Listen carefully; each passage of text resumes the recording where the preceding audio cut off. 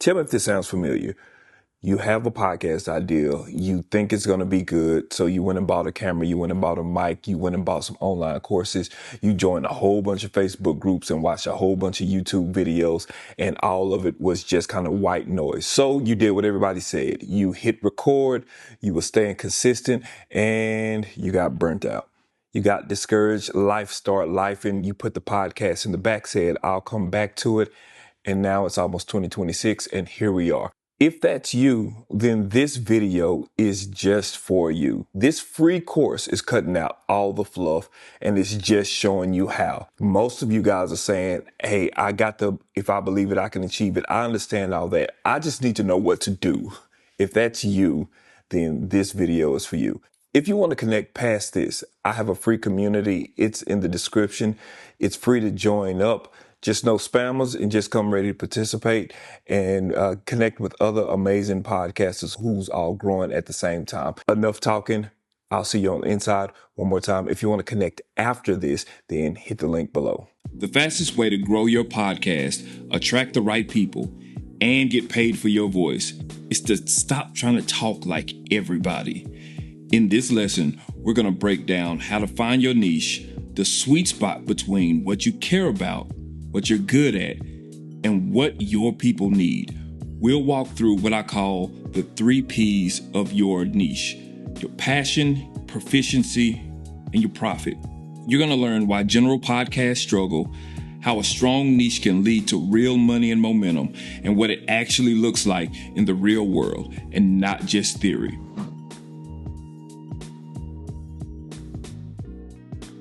When you try to reach everybody, you connect with no one. You become background noise in a sea of random voices. And let's be honest, how many more Just Chatting podcast people do we really need? Oh man, I was going to the store the other day and oh man, what did you do this weekend? Oh man, I cooked some oxtails. You know how expensive oxtails are? That's fine. I love banter. Banter is cool. I'm the banter king or whatever the case. But when people are giving you a chance, people are not listening for your day.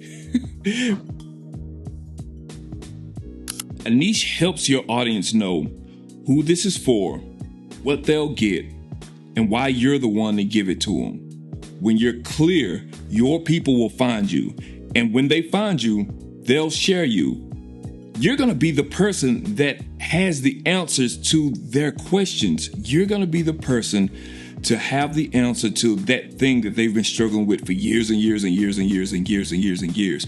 When you're the answer to the problem, that's when people look forward to hearing from you. That's when people look forward to your next episode. That's when people look forward to your next post. Here's an example. Look at Cola B. Talkin, the host of Black in the Garden. It's a good name. She took her love of gardening and her voice as a Black woman and created a show that hit the top 10 in Apple's home and garden category. Not because she had a big budget, but because she had a clear voice in a space nobody else was really speaking to. That's the key. It's not so much about the lights, the cameras, the actions, how everything looks all amazing. And it is not about some of the stuff it is about that, but it's not about all of that stuff that we think that is important. Are you the voice to the people that are looking for the answers that you have? That's the important part. Get some paper, get a pen, and I want you to write 3 buckets down. First one is going to be passion. Second one is going to be proficiency. The third one is going to be profit. Okay, let's start with passion. Start here. Ask yourself, what can you talk about all day for free? What lights you up? What frustrates you about this space? What are you curious about right now? Can you see yourself talking about this thing in 3 to 4 years? I'm passionate about a lot of stuff. You probably are too. All of those things that you're really passionate about, take those things in that first column, that's passion. for me, say it's basketball, say it's sneakers, say it's wrestling, say it's tennis, say it's podcasting, say it's camera gear, say it's videography, say it's fatherhood, say it's marriage, say it's reading, say it is entrepreneurship, say it is my loving relationship with Jesus Christ, say it's music, say all of these things. So all of these things, take these and put these in the passion bucket. All of those things that are in that passion bucket, take the ones that like, oh man, I like these. I would like to talk about this. I like to do a show about these, because there are a lot of things that I'm passionate about, but I don't necessarily want to do a whole show about, do a whole podcast about. I can talk about them, sitting there in Applebee's or Cheesecake Factory if you're a modern man or woman. But I don't want to do a show about them. So those things that you're passionate about, that you like to talk about, move those down to the proficiency bucket.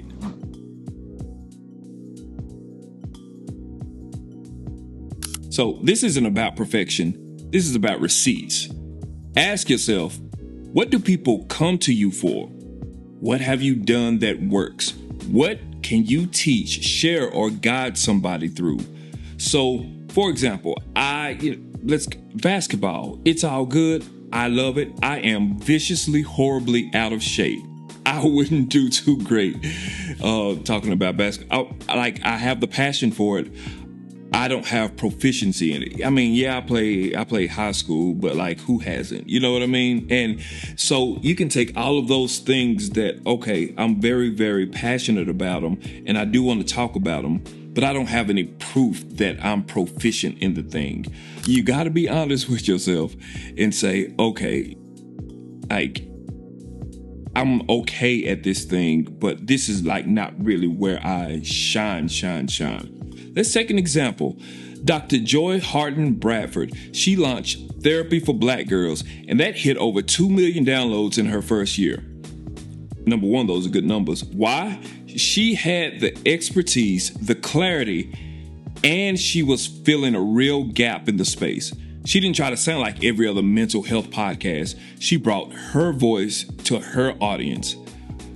It's her voice, and it's her proficiency. Notice the first word in that whole name was doctor. She has receipts. She has a thing that validates her for that space.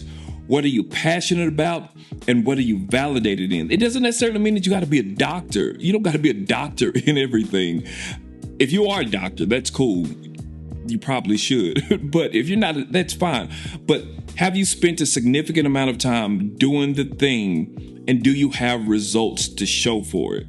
Can somebody vouch for you and say, yeah, she is the baddest baker in all of Fayetteville, and she's been baking the best cakes on this side of Atlanta for the last 30 years?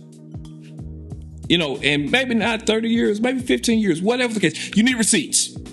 That's the point. You need receipts. So those things that you're passionate about, those things that you're proficient in, take those things and move it down to the third bucket, which is profit. A good niche solves a real problem for a specific group of people. Ask yourself, what problem does my niche solve? Are people already spending money here? Do you see brands, products, or services tied to this topic? This is where it starts to get kind of tricky a little bit, because passion, boom, easy. Proficient, less easy, but it's still okay. We can do it. Now this is the last bucket. These are the last musketeers for the people who are really, really old. These are the last things that, okay, I'm passionate about it. I'm proficient in it. Is this something, if you're trying to monetize your podcast, that's probably a good way to throw that in there. Now, if it's just passion and it's all good and I just have a message and I want to get out to the world, then don't worry about this part. But for people who want to make money with the attachment of this podcast, this is very, very important. So say that you're very passionate and you're proficient in basket weaving. it's cool. Don't get me wrong. I'm the biggest fan of a basket weaver than anybody else. I don't necessarily know if I would spend money on it. Now.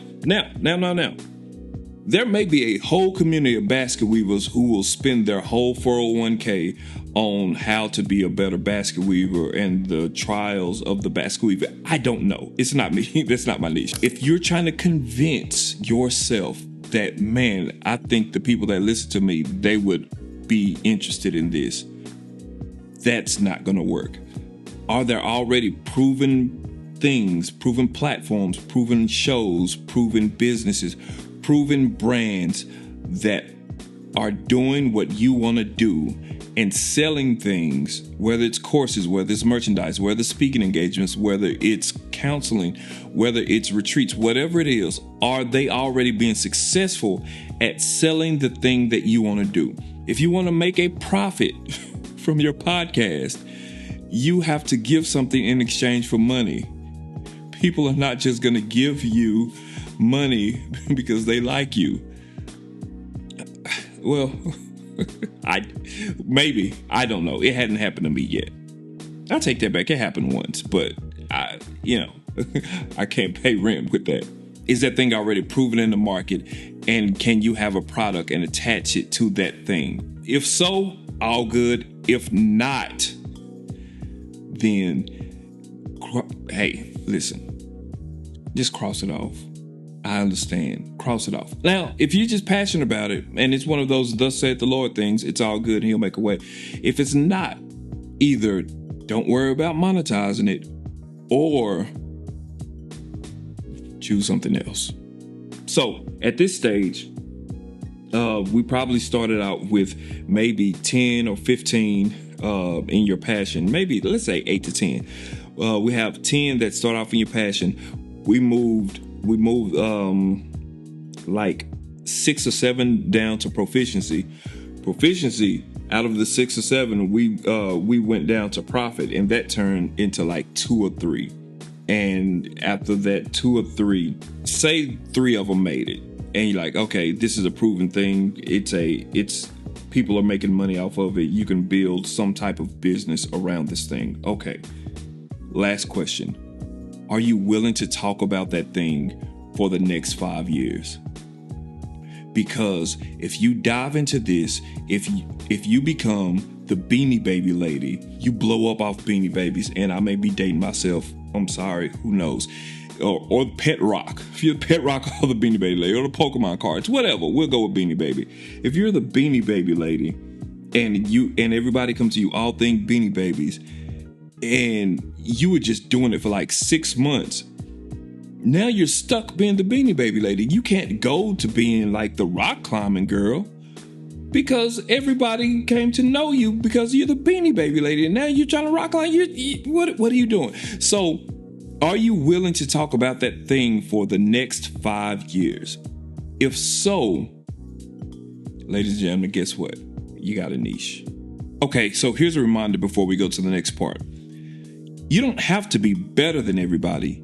You just have to be different than everybody. Your personality, that's not an add-on. It's actually the cornerstone.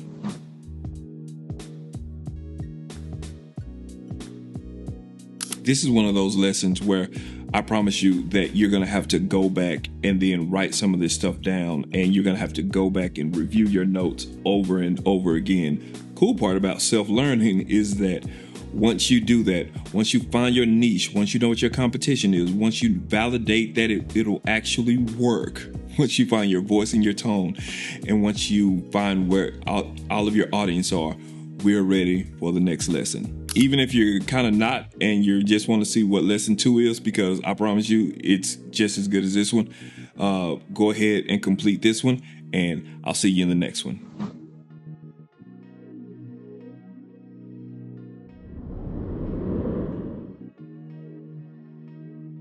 Let's make this super plain. If you don't know your listeners' basic details, how they live, what they do, where they are, then you're podcasting in the dark. Demographics are your flashlight. They help you spot who your message is for and who it's not for. This lesson is all about getting specific: age, gender, location, career, income, lifestyle, the kind of stuff that shapes what your listener needs from your show.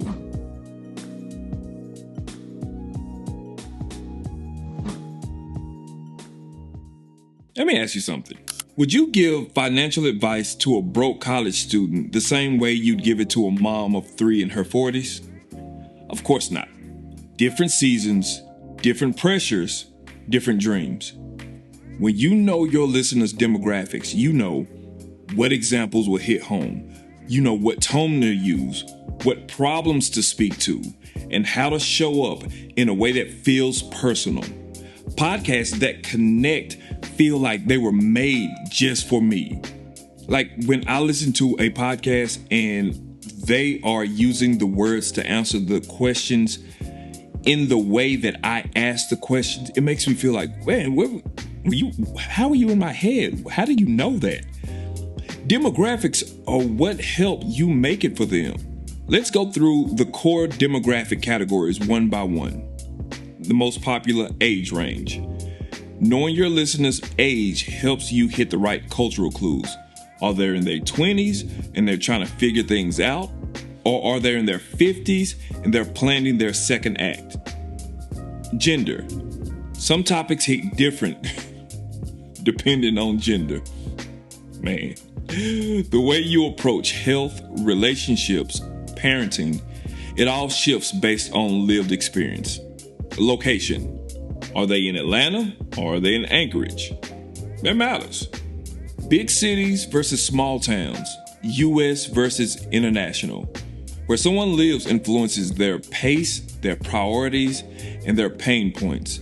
A person in New York is going to move really, really, really fast. And me and my Texas drawl, and I'm talking real slow and using a lot of y'alls and using a lot of all of those things. And, you know, me sitting and thinking about my folks from folks from fast cities. They're like, hey, come on. And at the same time, folks who are from where I'm from and folks who are from I hate to say South, but folks who are from slower paced places, when people are rude and fast and hurried, it's like, oh, hey. You know what I mean? So it really does matter knowing where your person is, how they view the world, and how they consume information. We'll get to that.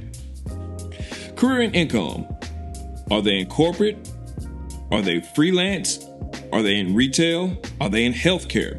Knowing their jobs tells you what pressures they face and what resources they might have. Income, it gives you clues about their spending habits. This matters when you start thinking about ads, merch, and even premium content. Somebody who makes $1 million, somebody who has cracked the higher end of the six figures, 650, 750, 850. They're not necessarily looking for like just straight up deals like all the time. Like they value things that'll save their time, because the time is more important than the money. Because when you have money, you can use your time to make more money. So I'll pay, or we'll say the rich person or whatever. You get what I'm saying. The upper middle class. The upper middle class person, they'll pay a little bit more for something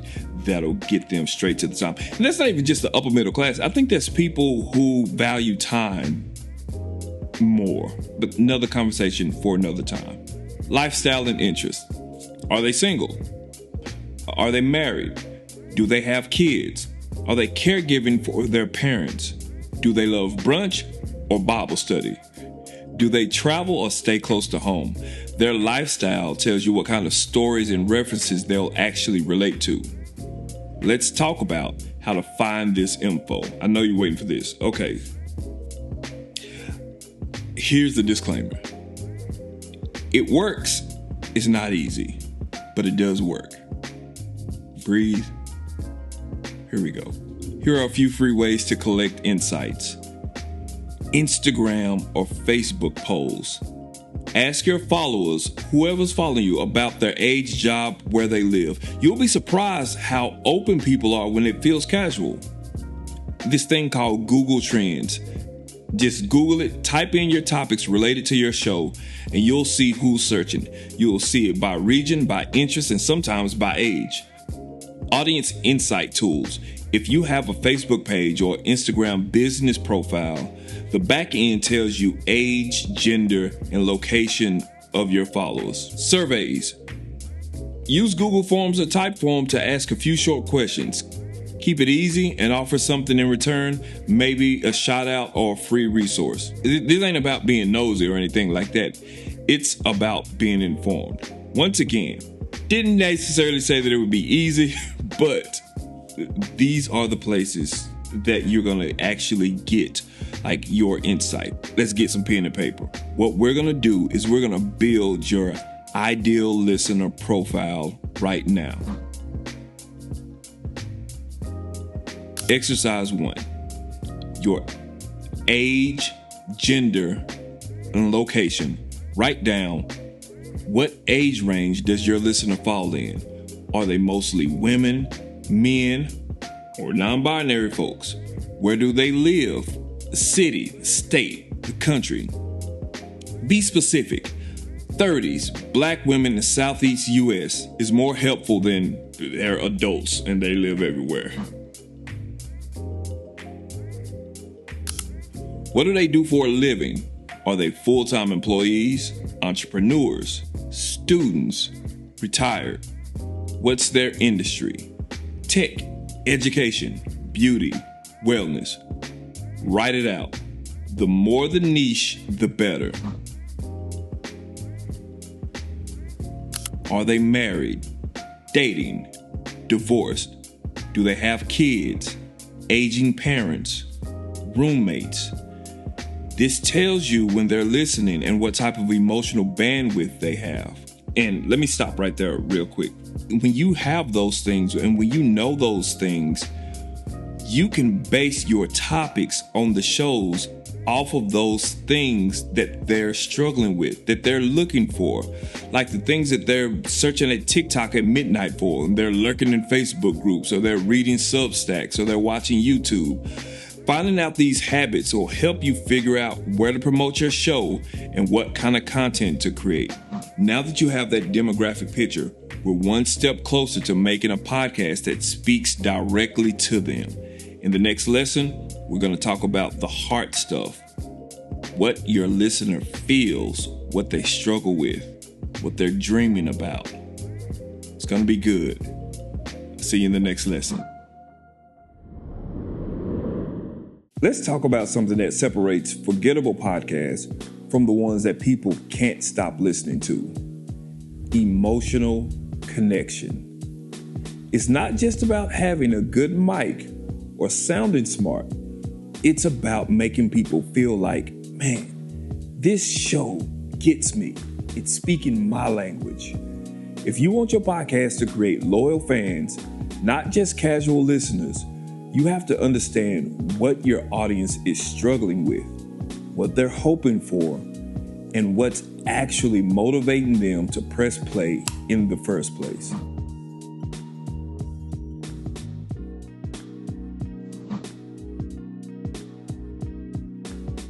So when someone listens to a podcast, they're not just consuming content.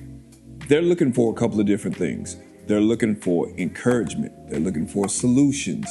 They're looking for inspiration, or they're just looking for someone who understands what they're going through. And if you're the one that's giving that to them, now you're not just a podcast host, you're a trusted voice. This emotional connection is what builds trust, and trust is what keeps people coming back and telling their friends. So if your show is just sharing information without touching on real human emotion, bad news. It's going to fall flat. To connect, you need to understand your listener on 3 strong levels. Level number 1, struggles. What's hard for them right now? Think about the daily frustrations they're facing. What are they stuck on? What feels overwhelming? The second thing is desires. What do they wish that life looked like? What are they dreaming of? What do they want, but maybe feel like they can't say out loud? Like, here's an example. So, say they're a mom and they couldn't have kids for 15 years, something like that. They have a miracle baby. They're very grateful for their kid. But like now they're in their 2s and 3s or something like that. And they feel overwhelmed and they feel like that they're losing themselves and they can't connect with their husband anymore. And the whole world is coming in, and all these other moms on Instagram and TikTok and Facebook and all of these groups, they look so happy, but I'm secretly depressed. So I can't really tell anybody because I wasn't supposed to have kids in the first place. So I don't want to be ungrateful, but I feel overwhelmed. Like, those are things that a lot of moms go through, but because they're afraid of judgment for other moms, other parents, and maybe their own parents, maybe their friend circle, maybe their church group, that they can't say out loud. So what if you are the one who are able to articulate those things? That's part of the benefit of knowing who your person is. Motivations. What's pushing them to keep going? Is it success? Is it peace of mind? Is it making their family proud? What is your listener's why? When you build your podcast around these 3 layers, man, it hits different. Let's look at Therapy for Black Girls. Now, that podcast isn't just about psychology. It's about navigating mental health while dealing with work, relationships, and culture. It's creating a safe space for Black women to feel seen and supported. It's offering tools that feel relevant and respectful. By the way, nobody... let me say what I'm going to say, and then let me say why it's a well. But you don't want to be on the other side of the well. So many times we'll get in our place where we're trying to help people, but the way that we help people is by yelling at them and telling them that get off their fat thises and that's and all of this good stuff, and you don't have any reason to complain and all of that. So, like, who voluntarily listens to a show to feel belittled and disrespected? Here's the other side of it. Some people love it. Some people love it. Now, whether you want to be on whatever side of the fence, that's up to you. But even still, let me say that, even still, for the people that love it, it still is a raw, emotional, but if that's your game, then you can play it, whatever. Let's move on. Here's another example. Black in the Garden. That show uses gardening as an entry point, but really, it's about identity, legacy, healing, and reclaiming joy. I think these shows work because they connect to real life emotions and not just information. If you know us, you know that we're not just going to talk about this stuff. We're going to get our just show me how yellow legal tablet. We got to get one. So grab your worksheet or blank sheet of paper or your yellow legal tablet and answer these questions right now. Write them down. Write them down. Here we go. Exercise 1. 5 common struggles. List 5 struggles your ideal listeners deal with on a regular basis. Think about their work, their family, their health, their money, or mindset. Here's some examples. I don't know where to start with this business idea. I feel like nobody understands what I'm going through. Here's one, and tell me that this one don't stick. I'm stuck between being the strong one and being burnt out. Man, we're playing around. That may be you listening on this other side. 3 deep desires. Now list 3 things that they deeply want. Not just surface stuff. What do they crave? Here's some examples. I want to feel confident when I speak. I want to stop second guessing myself. I want to make more money without losing myself. Or they just may want to make more money. What's their one big frustration? Answer this. What is your listener's biggest frustration right now? If you had to narrow it down to one, what is it? On our Just Show Me How yellow legal tablet, write this sentence. My listener is frustrated because blank. Top emotions. Think about the emotions your listener feels around your podcast topics. Choose 3 from this list or add your own. Okay, now we're about to list some emotions. Here we go. Overwhelmed, hopeful, angry, curious, ashamed, inspired, lonely, determined. By the way, if you want your listener to feel encouraged and empowered, like, all the stories can't be downtrodden. You know what I mean? Like, if you think about your podcast from the end to the beginning, at the end of the show, how do you want your listener to feel? What do you want them to see the world like after they listen to your show?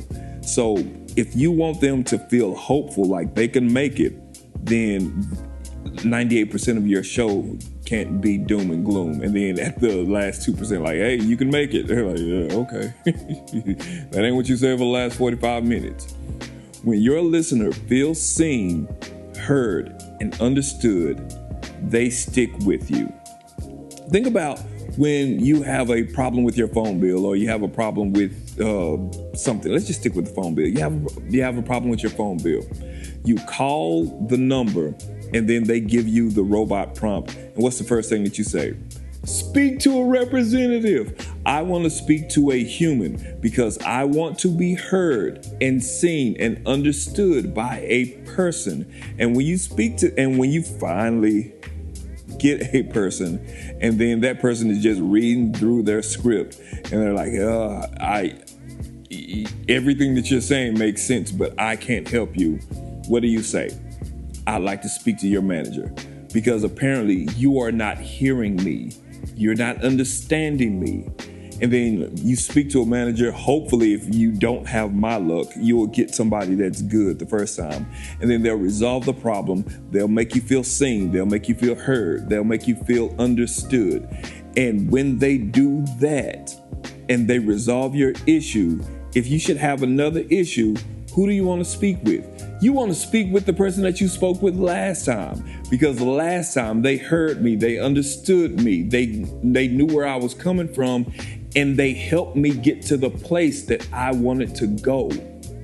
That's what your show should be. You should be the manager.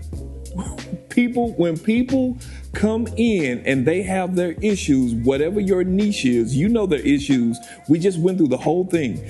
When they listen to you, they're calling into you. They're calling into your show. They're calling into your shop. They're calling into your call center. And you have the obligation to make them feel seen, heard, and understood. And if they feel that, guess what? They're going to want to find your show again because you're the one who solved that thing the last time. Okay, so you're not guessing anymore. Now you know what they're fighting through, what they're chasing, and what they need from you. That is powerful. In the next lesson, we'll figure out where they hang out online so that you can stop wasting your time in the wrong places and start showing up where they already are. I'll see you in the next lesson.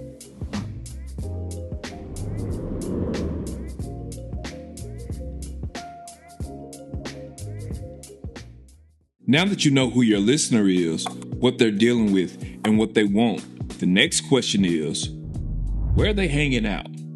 Where are they scrolling, talking, and learning? Because that's where you need to be too. You're not just waiting for people to stumble across your podcast. You're showing up in their space with something worth listening to. Let's find your people on purpose.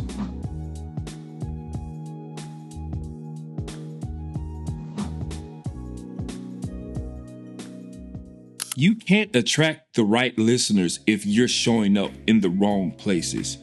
Too many podcasters are wasting their time posting on platforms where their audience isn't even active, or they're shouting into the void hoping someone replies. We don't guess here, we research. When you know where your listener already hangs out, you know where to focus your time, energy, and marketing. Here are the top 5 places to find your ideal listeners online.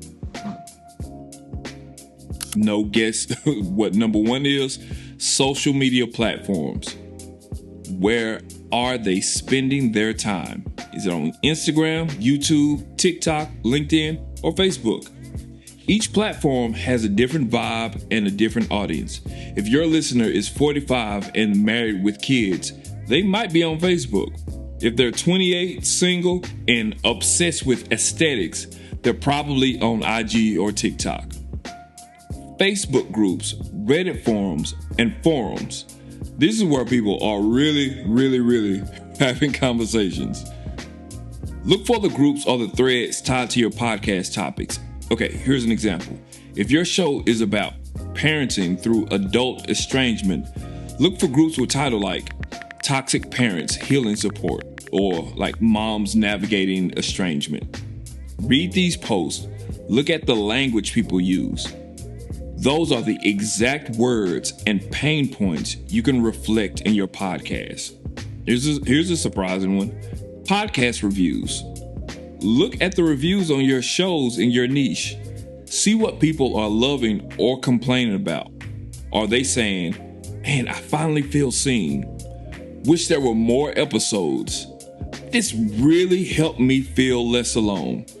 You can use this insight to shape your own content and avoid making the same mistakes. Follow 3 influencers, speakers, or podcast hosts that your listeners already love. Look at what kind of content those people post. All right, go grab your sheet of paper. I don't encourage your iPad. I don't encourage digital anything. Go find some paper. The yellow kind, the tablet, the legal tablet. Go find a legal tablet. We should have a Just Show Me How legal tablet. Grab your worksheet, and we're gonna jot this down. Here's the first exercise. List 3 social platforms where your listeners spending the most of their time. Don't guess. Think about their age, their habits, and their lifestyle. So examples are Instagram, TikTok, LinkedIn, Facebook, and YouTube. Find 5 groups, threads, or forums.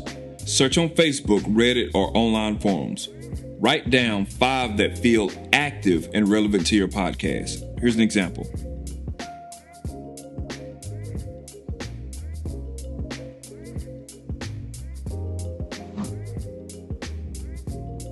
Search podcast reviews. Find 3 podcasts similar to yours. Look at their reviews. What are people loving? What are people missing? Write down 3 things that you notice. Write down the language, the frustration, and the request. Now write down 3 people your listener follows. Not necessarily podcasters. They could be thought leaders, creators, or coaches. Like an example like Tabitha Brown or the Harley Initiated guys, David Shands, like people like that. But whoever, for the younger folk, the Perrys, Jackie Perry, who are the people? Mel Robbins, Mel is my girl. Find those people. Watch their tone, watch their content, and their comment section. It'll tell you a lot about your listener's mindset. If you want people to find your podcast, you have to show up where they already are. You can't be everywhere. And quite frankly, you don't need to be. Focus your energy where it matters. Listen, observe, and speak directly to the people who need you. In the next lesson, We're going to talk about creating content that just doesn't look good and sound good. It speaks directly to the right listener and keeps them coming back. You ready? Let's go. See you in the next one.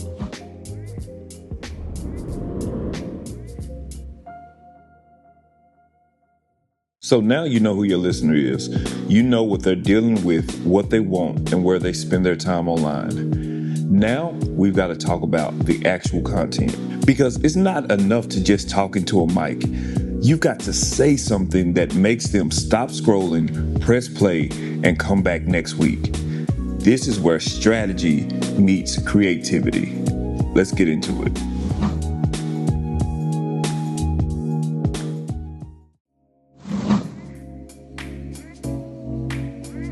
You can't attract the right people with the wrong content. Too many podcasters create episodes based on what they want to say, not what their audience needs to hear. Let's flip it. You're not creating content for you. You're creating for the one person you've been building this whole time. Let's ask yourself, what's keeping them up at night? What are they Googling at 2 a.m.? Or chat GPTing or TikToking? Let's say TikToking. What are they TikToking at 2 a.m.? What do they wish someone would just explain? Like, not the theories, not the concepts, not all of that stuff. Just show me how. What do they want the answer to? When your content answers those questions, you start to build trust. When it reflects it in their real life, you build loyalty. The format of your show matters just as much as the topic of your show. Ask, how does my listener want to receive information? Some listeners love solo episodes. They feel intimate. Some need interviews with experts. Some love storytelling and structure. Here's an example. Therapy for Black Girls mixes expert interviews with solo content. This is a very, very popular format, and it gives variety to your show. It doesn't work all the time, but for the majority of those of us who are looking, the interview and the solo episode mixed together, it's probably going to be the best. Well, I mean, you're grown, you do what you want to, but solo and interview, those mixed together, those work real well. The Black in the Garden uses storytelling to mix culture, history, and humor. Pick a format that fits your listener's learning style, attention span, and lifestyle. Don't do long interviews if your listener is a busy mom who can only get 15 minutes in the car.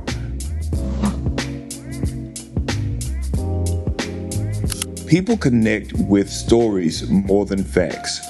If you want to teach something, wrap it in a story.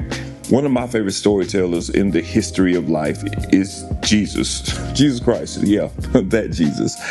Think about it. Whatever your religion, whatever your faith is, let's put that to the side for a moment. He was an amazing orator, so much so that he established a whole new religion. He was a big deal. He did miracles, yes, but in addition to the miracles, he went around taking these really, really, really complex topics and he wrapped them in a parable, aka a story, so that everybody could understand. And we're still reciting those parables today. Storytelling is the cheat code. Storytelling is the way to get people on your side. I could tell you a whole bunch of facts about statistics on how stories does this and story does that, all of that stuff, but you're going to walk away from this lesson, remember, oh man, Jesus was a storyteller. He told parables. That's a story.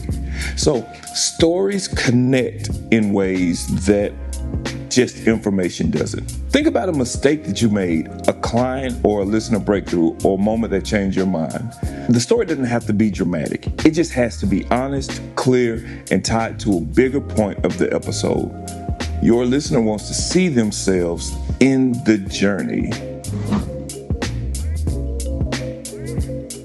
Oh, titles. This is important. I can't understate it enough. This is important. Your title is your first impression. If your title doesn't hit, then they're not listening. Bad titles sound like episode 18, my thoughts on change. This one's for the ladies. Let's talk boundaries. Good titles speak to what listeners will get. Here's a couple examples of good titles. You don't need to be everywhere. How to market smarter. How to know if your podcast format is holding you back. Tired of talking to yourself? Let's fix your podcast engagement. Use clear language. Answer a question or solve a problem. Make it obvious why somebody should click. First, start strong. Don't waste your intro. Get to the point in the first 15 to 30 seconds. Second, give them a reason to stay. Preview what you're covering. Something like, in this episode, I'm breaking down 3 things that you're doing that might be turning your audience away. Third, break your content into sections. Use transitions like, let's break this down. The difference between a good host and an enthusiastic amateur. Part of it is the transitions. You can always tell somebody who's like nervous or doesn't have a whole bunch of hosting skills or haven't dove into the art of being a host by the way that they respond to their guest comments. So the guests will be crying, they're weeping, they're like, they have a breakthrough moment. Like, oh my God, this is 40 years in the making and I finally had this moment on your show.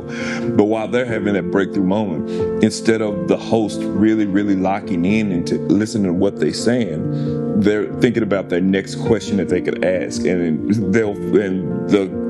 the guest will be broken and weeping and all of that stuff and crying, wiping the tears away. And then the host will say like, oh yeah, interesting. Okay, well, how was your job? Like you weren't even listening. So yes, you as the host, you do have the job to move from one section to the other and move the conversation moving forward. But your tact, your transitions, the tact, that's the best word. The tact in which you move from one question to another is what's going to separate you from all the other enthusiastic amateurs. Time to make this real. Grab your worksheet or open your notes or get your Just Show Me How yellow legal pad, which we still haven't have. We'll work on it. Write down 3 questions your ideal listener constantly asks themselves or others. All right, here's some examples. How do I get more podcast listeners? Of course. Is it too late to rebrand my show? Another topic, very interesting question. How do I make money from this? Oh man.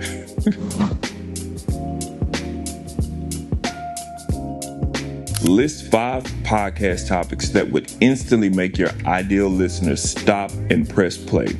What are the topics that they would pay money to have the answer to?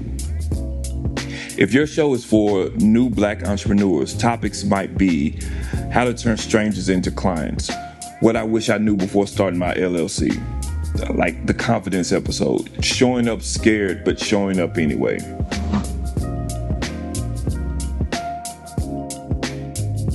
Think about your audience's background and beliefs. What kind of stories or examples would hit home? List 2 or 3 of them. Choose a format that fits. Solo, interviews, narrative, coaching style. Pick one and write down why it fits your listener. You've got the power to make someone feel seen, heard, and inspired just by showing up with content that speaks directly to them. This is the shift from just recording episodes to creating something your people need to hear. See you in lesson 6.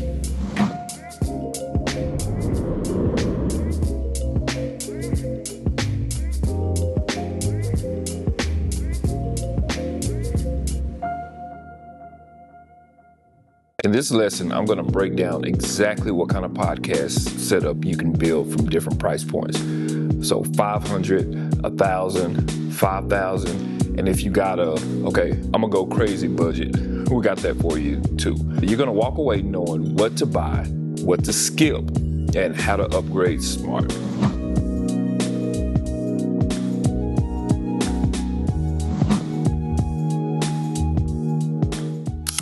I don't want to go through this because it doesn't matter, truthfully. And some of you guys who are further along in your journey who's seen some semblance of success, you know that to be true. But I'm saying you paid your money, you want the gear talk, let's do it. Okay, let's start at $500. If you've got $500 to spend, you can absolutely start a solid podcast. Here's what you need. You need a mic, and I'm just gonna list them.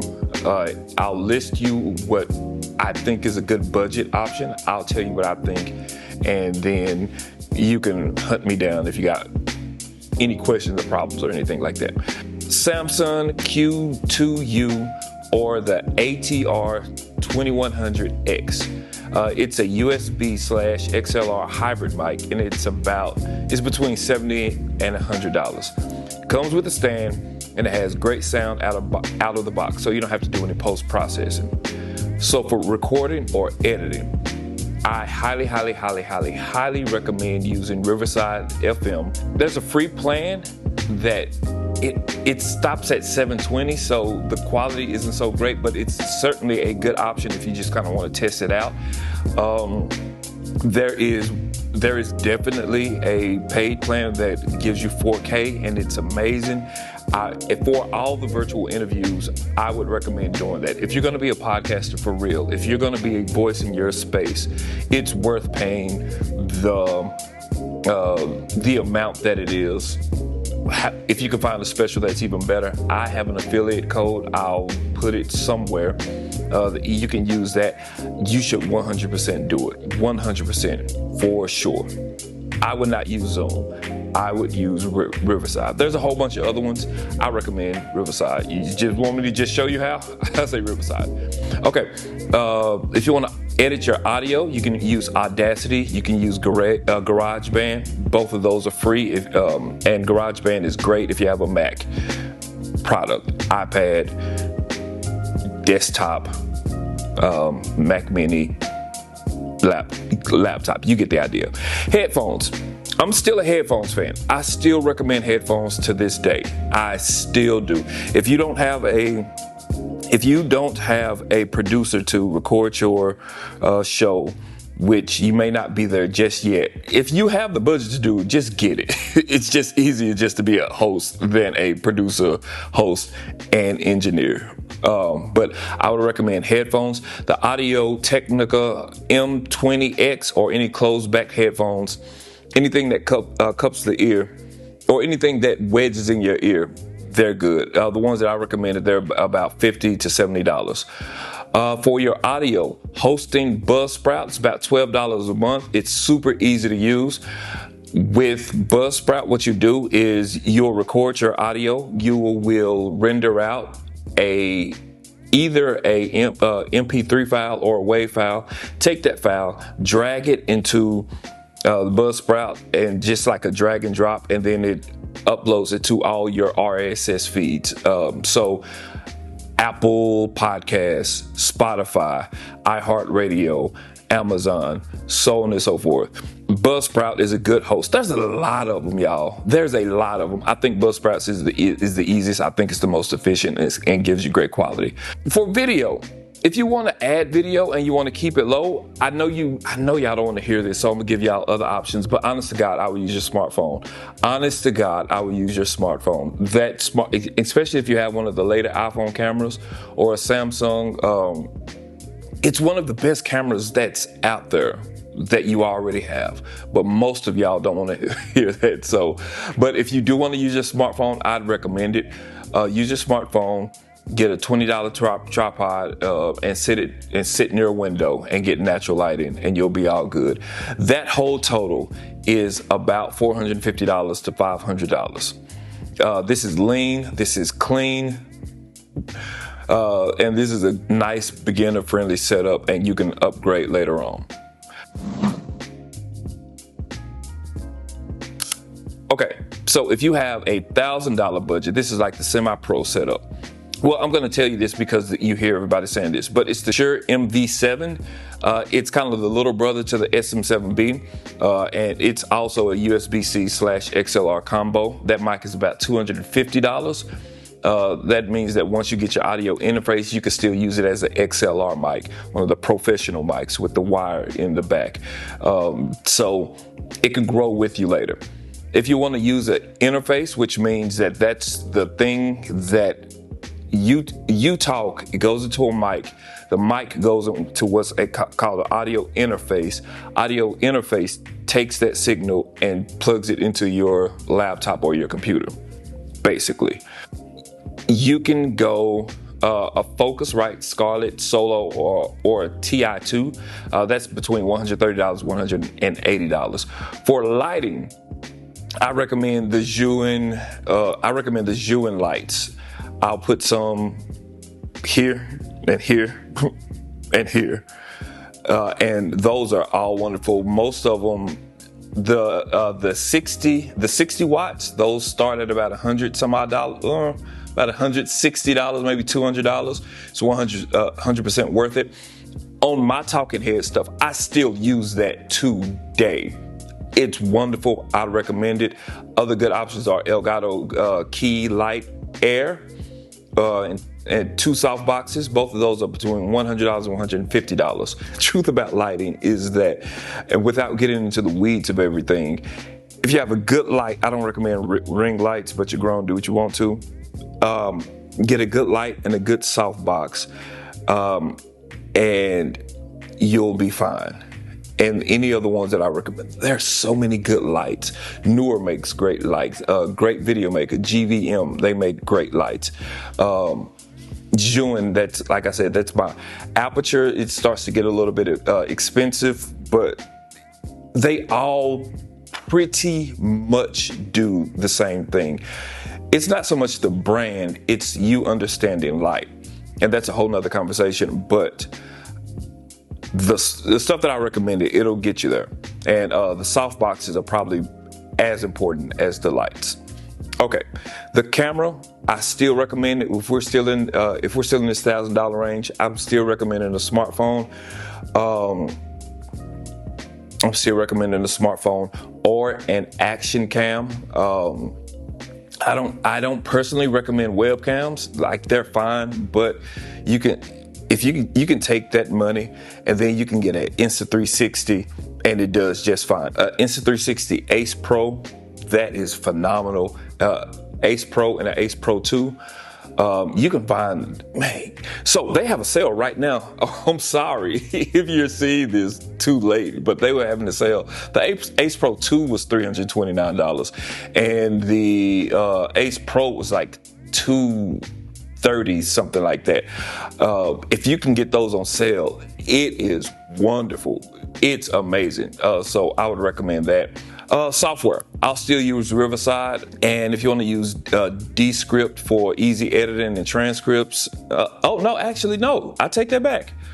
Yes, you can use that, but also Riverside, it does all that too, and provides transcripts.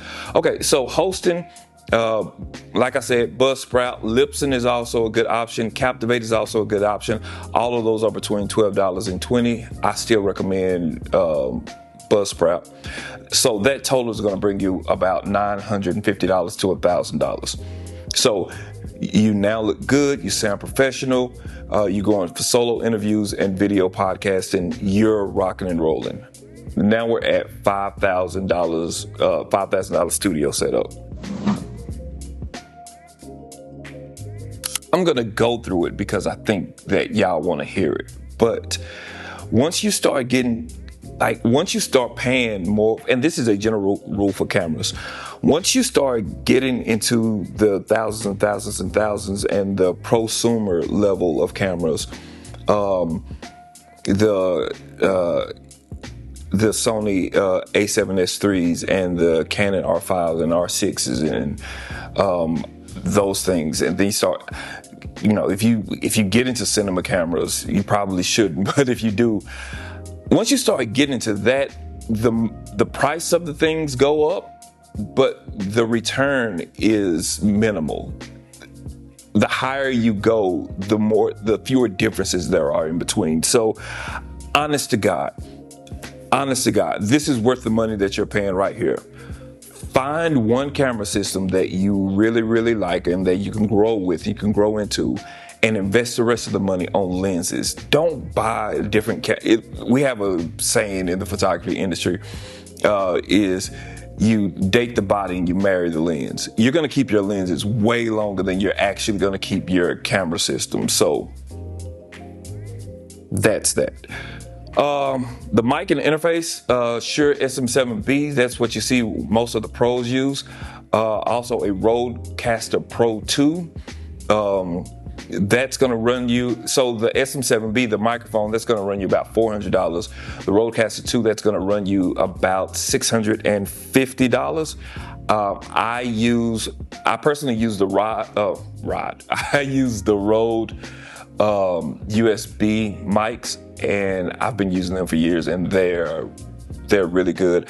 I use Rodecaster Pro 2 and a Rodecaster Pro Duo for different events, and I personally think it's worth it. It just makes life a whole lot easier. You basically plug the mics into the back, make sure the levels are good. Tweak things if you want to. You don't have to tweak anything if you want to. Just hit record. It's a big record button. Talk, hit record, you stop. Take the micro SD card out the back. Sync your audio with your video. You're rocking and rolling. You have a production. Headphones are kind of the same thing as we had in the previous section, so I wouldn't change too much there. We talked about cameras. For cameras, I would recommend, if you're a Sony FX30, FX3, those are a little bit pricey, but especially if you have to buy multiple angles. So, but if you're like, hey, that's just what it is. If you're going Sony, I would go with the FX3 or the FX30. For Canon, I would go with the Canon R6, not the R5. Those files are way too big. But if you can find a R6 Mark II, then that doesn't have the 30-minute recording limit that the Canon R6 Mark I has. You'll need tripods and you need dummy batteries for all of these things. For lighting, kind of the same thing. I would recommend the Zhiyun Molus G300. But the real trick, if you're interviewing multiple people, then you'll need a softbox lantern. And then the real short version of it is that the softbox, it lights the whole room evenly. A lantern softbox lights the whole room evenly. A directional softbox, it lights you and doesn't light the rest of the room. It's more directional. Get some LEDs for background and flare and stuff like that. I'm still going with Riverside. For the Pro plan. And I'm editing in DaVinci Resolve. That's $300 one time, but I swear about it. I still wouldn't use anything else. You need desk arm mics. Those will be about $100. If you want to soundproof the room, you get sound panels. They vary, but they start about $200. A nice chair, wall art, branded backdrop. At that point, you're just set designing. So, you do all of that, and that's really more of a case-by-case basis, but those are the pieces that you would need, and that's about $5,000. This is where Guest takes you seriously on site. So it looks like a YouTube studio. It sounds like NPR. It looks like you are a professional and this is what you do.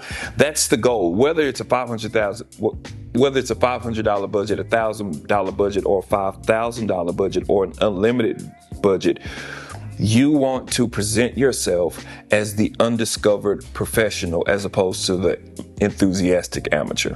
Last thing I'll say about that before we move on from this section, if you just have an unlimited budget and you want to fast track to monetization and get into some other stuff, if you could just hire it out, most of us may not be at that stage at this point of the game. Some of you guys are. If you can hire out somebody who does video and audio, hire out an editor, hire out a creative director, hire out a social media person, and you just worry about being amazing. That's the end of the story. This is basically just a gear lesson, and you need the right tools for the right job. I do understand that. So I hope you found some value out of this one.